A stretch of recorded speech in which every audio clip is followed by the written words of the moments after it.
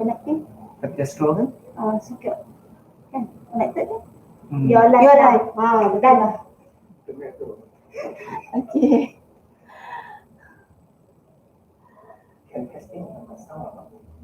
Hi. Hi everyone. Sorry for making you waiting.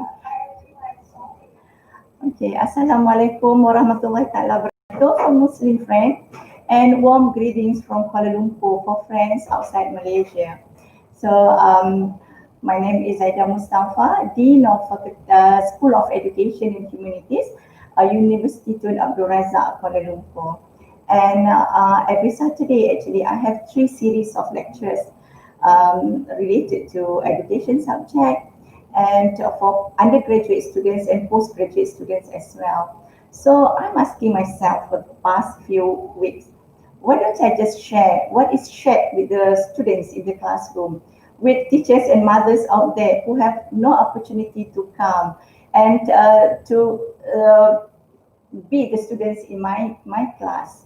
So I've been teaching this one subject, psychology, back in 1994. For how many years? For 20 years, almost. And I found that what I learned, what I read, research that I did for under psychology, the traditional psychology, is not adequate, not even enough to fully educate our students or our kids, our children, a whole with this term, wholeness in holiness. So I start revising my program to put some essence of positive psychology, positiveness, positive psychology. So for teachers, mothers out there, this is a Santai talk. This is a relaxed talk. So let's learn positive psychology from a layman perspective. But I would like to first define what is psychology. So psychology comes from the word Greek, 2 words Greek, psycho and logo. Psycho or psychic means soul. Actually, it means soul, something in you. Then after that, the psychologists, learning psychologists, develop that into mind. But whatever, psychology is something to do with our soul. And the logo is the study. And I found that the behaviors, people behavior around us, because we are, Karl Marx says that we are social animals. We cannot stay, our kids, our children cannot stay in isolation, cannot stay in island, meaning that they have connection with people. And based on my experience those days, we found that people behaviors is very much related to their observable behaviors, very much related to their, is driven by their inner self, from their thinking. So I found that I start to understand people more, to be more patient, to be more understand, to be able to give more better counseling, better wise words to them when they come to me with some negative thought, with some negative emotion, with some misbehaviors, with some misconduct. When I start to really understand people's mind, and when I want people to behave positively, have positive thinking, it must start from here. So that's why that is where I start revising my curriculum. I start, especially my psychology of education curriculum, to have this as the essence of the curriculum, that is positive psychology. So traditional psychology, when we are talking about traditional psychology, we talk more about how to prevent things. We are talking about how to make students who are not able to learn effectively to learn better. How to make people, students, kids who exhibit misbehavior, how can we manage their behavior to be to exhibit positive behavior? How could we deal with students with depression, students with anxiety? So I found that when we're talking about psychology, we are talking with this negative connotation. But actually, but what we have in mind as a teacher and as a mother is how could we start engaging with our own kids, with our students. We start that with positiveness. That is psychology. Understanding, looking at people, accepting people, overt behaviors by understanding their inner self, what they are thinking, why they do what they are doing, why they behave, or what their behavior show us. Okay, you may want to know what do I mean by positive psychology. While the focus is not on behaviors, the focus is not on how um, uh, to fix things. Positive psychology is geared towards preventing things. Okay. Sebenarnya, actually, I feel honored. Yeah, I feel honored, bersyukur, alhamdulillah, because I am the chosen one. Most of us, mothers out there, we are the chosen one. When Allah created soul in the heaven, and Allah actually chose which womb, yeah, which mothers should be the chosen one to receive this soul. Because psychology is about soul. Yeah? To receive this soul in our womb. And after that, yeah, we think that this is a responsibility. This is a tall order.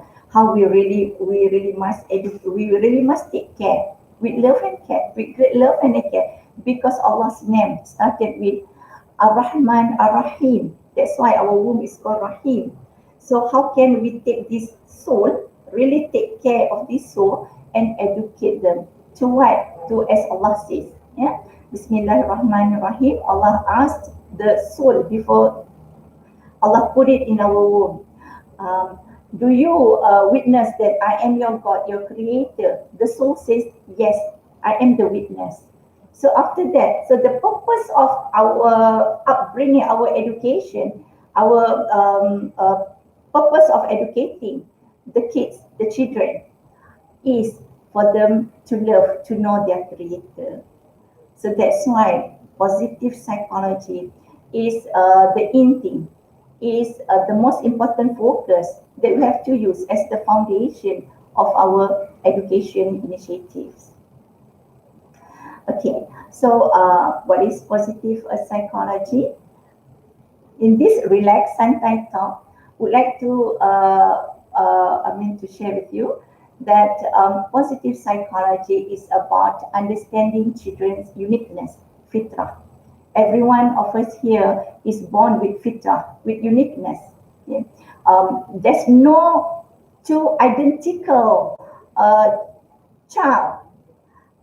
children in terms of their uniqueness. That's why we have a different portfolio, different resume. Yeah? Everyone is not the same. Even the identical twins, they are not the same. Yeah? They are different, very unique. And positive psychology are talking about how can we nurture their strengths, because everyone are born with these three things: good things about them, not so good thing about them. The good things is iman. Yeah? Not so good thing about them, this is nafsu. And anugerah, the interesting things about them, the anugerah. So if you're talking in psychology, we have one closely related theory when we're talking about fitrah, when we're talking about students, kids' potential, that is from Howard Gardner, 7 multiple intelligence, then it's gradually increased into 9 multiple intelligence. So for mothers out there, so for teachers, definitely, if you are teachers, you have come across to this theory where we believe, yeah, Howard Gardner believes that kids are born with either all of these intelligence or show some significant intelligence, yeah, in their behaviors, in their potential, whether they have this people person intelligence, they have a very this unique ability to connect with people, or if we according to the color code personality, they have blue color code personality, people person, or they have this intelligence or this ability to have intrapersonal ability, where they have the ability to think out of the box, okay, to where the energy comes from within, and give that energy, if it is positive, giving that energy to other people. Or whether the kids have this anugerah, oral intelligence. I believe that this is what Allah yang maha kalam, ya, yang kalama, yang boleh berkata-kata, ya, in bahasa Allah al-kalam, Allah kalam, give me this intelligence in me, these oratory skills. And whether we have the kids have this visual intelligence, able to see things that normal students are not able to see, able to remember things that they see. And so another thing that is very interesting is they have this, some students have this, some kids have this unique potential. They are kinesthetically intelligent.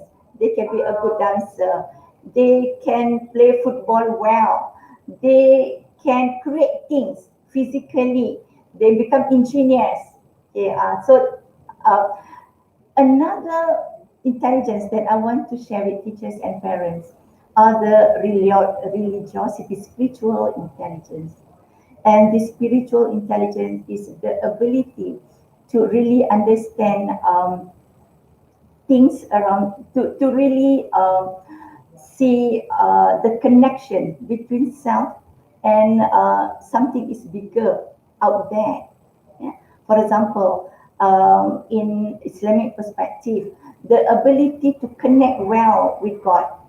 And for the non-believers, the ability to have greed in them, the ability to have control of their mind and their feelings, the ability to have humility, the ability to have resilience emotionally. So that is spirituality. Okay, when we are talking about positive psychology, we want to talk about psychological and social well-being. Okay? From the Islamic perspective, positive psychology is about nurturing, yeah, our connection with people and our connection with God. Our connection with people, meaning that as a mother, we have to have this ability to connect, to engage with our kids. If you are a teacher, we have the ability, we want to foster a strong, positive relationship with students. And if we are, as a member of society, we want to extend that kindness to others. And that is positive psychology. And we want to make people around us, our kids, our spouse, our siblings, our subordinates, yeah, and especially in this session, this is the first session. I have another session after this about positive psychology, more sessions when I want to talk about positive psychology from Islamic perspective. We want to make children feel that life is worth living, yeah, because in my experience as a lecturer, I have students who come up and see me. I have a student come up and see me and told me that, Dr. Zaida, I feel like killing myself. So, okay. So the word is the behavior. It must come deep inside from within. So instead of asking him why, I just ask him to come here. I would like to embrace you, to give my positive energy to him. It took me about 3 months to really know and to really engage and to really educate him how to have this emotional resilience, how to have purpose in life, yeah? How to make life worth living. That's why we are talking, why I changed my orientation from traditional psychology to positive psychology, and because we want to promote well-being, yeah, positive well-being. And I have another research to investigate students' mental well-being, yeah, from private university and from public university as well. And the data shows that quite big number of students have these three things: stress, depression, and anxiety. So my research shows that the cause of this is the interaction that they have. Number one is the interaction that they have with other people. And the biggest part is they about being anxious. And we found that teenagers at the age of 21 to 25 years old, they are anxious. And the anxious comes from the inability to being judged. It is about being judged. They keep on feeling, they feel that they are being judged. And the judge that they have is they feel that people judge them negatively. So when they post something in the internet, they post something in the Facebook, they have this anxiety because they are so scared that they are being judged of this and that. Okay, and about dressing, about the way they speak. Some of them have very high anxiety, and when I ask them what is the kind of parental style that you have at home, so they told that they are always being blamed. Okay, they have this guilty in them, being blamed. The words that is used by parents at home is, I would say, negative words with not so good tone, and the interaction that the parents have with them is not warm. It is very autocratic. Okay, um, and when I understand why the students at university have depression, stress, and anxiety, I would say I would do some conclusion that the biggest contributing factors, is from home, then from friends, and the inability of us to really educate our kids about self-belief, make them have low self-esteem. Self-esteem is their belief about themselves, their image, their perspective about themselves. I cannot do this. I am not good. I am not pretty. That is self-esteem. And when they have low self-esteem, they have low confidence, self-confidence. And don't have, when they have low self-confidence, that is where they have this being judged. Yeah, and how people define them matters. How, and I keep on saying to them, please don't let other people define you. You have to really get to know yourself. You have to really know your strength, your weaknesses. Everyone has that, and what is your interesting part or your anugerah. So we have to build that. When is it? When they have being the teenagers, we have to instill them as young as before 2 years old. That's why Rasulullah says that when we want to contribute to the well-being of our student, when we want to enhance to the positive emotion in children, in kids, it starts from zero. It starts from the womb. Do you think that the womb is a student? I really believe this. When kids start learning, my readings, my investigation shows that kids start learning from the womb. 4 months in the womb, when they are in, when kids is about 1 month in our womb, they are not living. They grow. 2 months, they grow. 3 months, they grow. They are not living yet.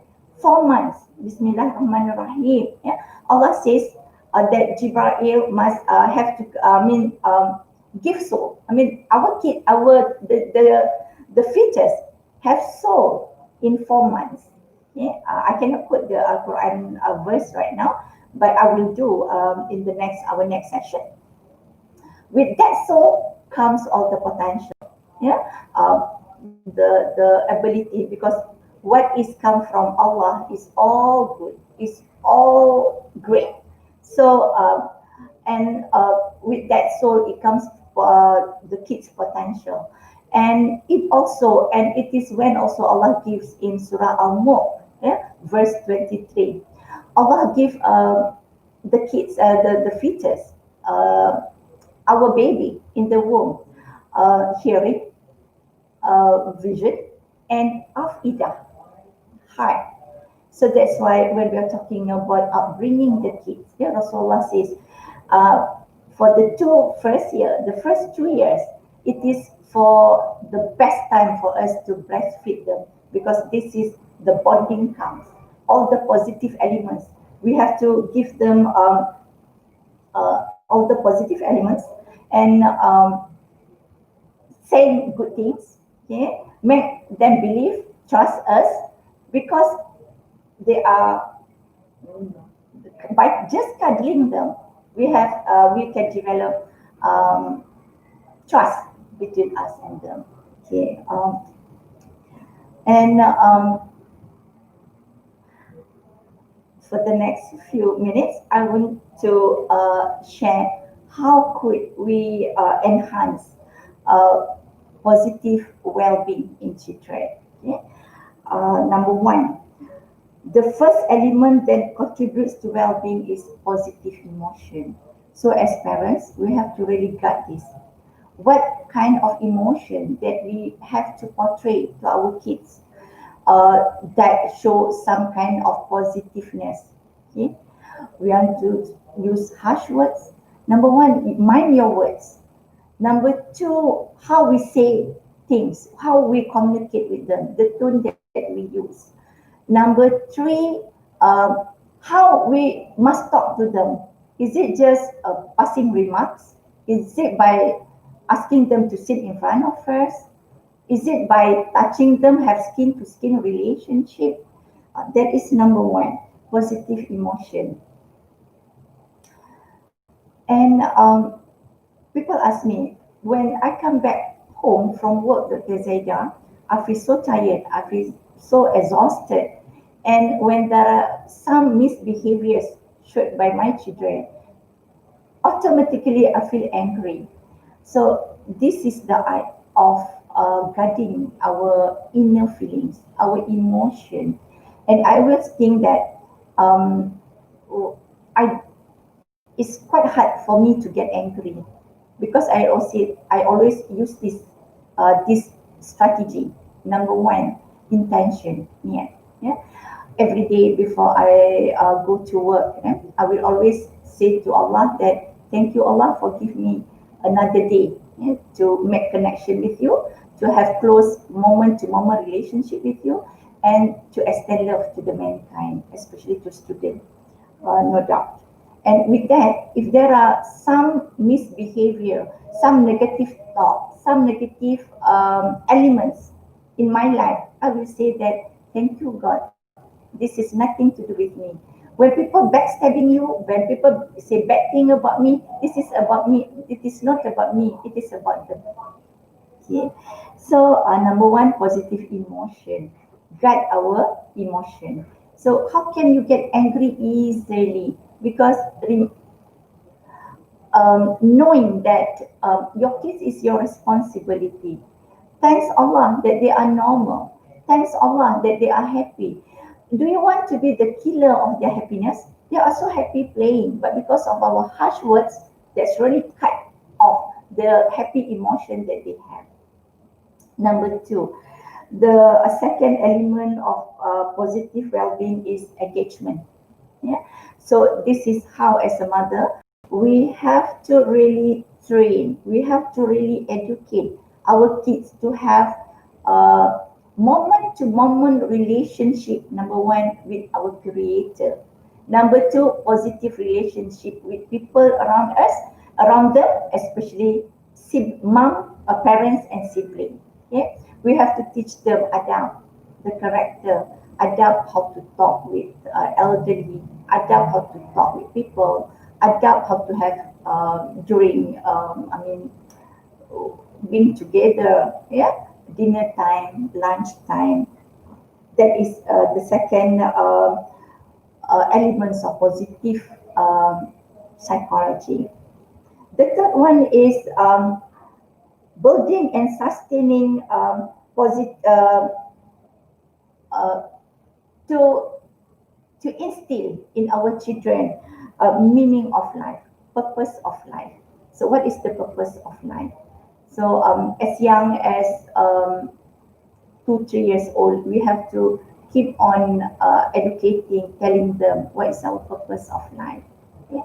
And I think uh, yeah, I have some comments here. It is true, the sequence in sibling affect the psychological development as well. And second child is more aggressive and stubborn but have strong independent skills from one of our reviewer here. And I would say that I don't really believe in uh, kids' position, yeah, whether they are the eldest, whether they are the youngest. What I do believe is number one, our connection, our relationship, the way we talk, the power of verbal and non-verbal communication that we have with the kids will somehow develop their personality. And there are one small case done by one of my master's students shows the relationship between student extroversion personality with parents' learning style. Whether they are extrovert, whether the kids extrovert, the children's personality, whether it is introvert or extrovert, the conclusion that we can make out of the research is yes, yes, children's introversion's personality is related to parental communication style, if it is not parenting style. Okay, anak-anak, okay, viewers out there, friends out there, I think in this Santai talk, um, I end my sharing here because this is just the introduction of positive psychology from my faculty, my school, and from UNIRAZAK. We are going to have more in-depth discussion on positive psychology in Islamic perspective first. Then after that, we have positive psychology with teenagers and positive psychology with parents. Okay. With that, wabillahi taufiq wal hidayah. Assalamualaikum warahmatullahi taala wabarakatuh. Stay safe.